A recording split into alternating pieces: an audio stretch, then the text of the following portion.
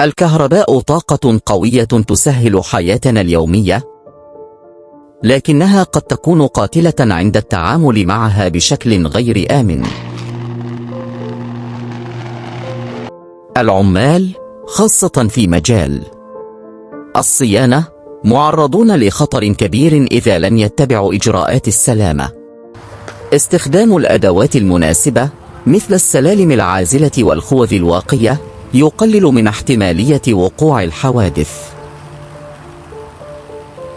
الجهد العالي يمكن أن يسبب صدمات كهربائية تؤدي إلى حروق خطيرة أو الوفاة.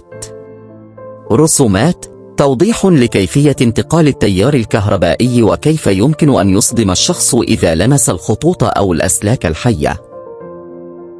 الكهرباء نعمة عظيمة، لكنها تحمل خطورة كبيرة إذا لم تستخدم بحذر. تأثيرها لا يقتصر على الإنسان فقط، بل يشمل أيضا الكائنات الأخرى.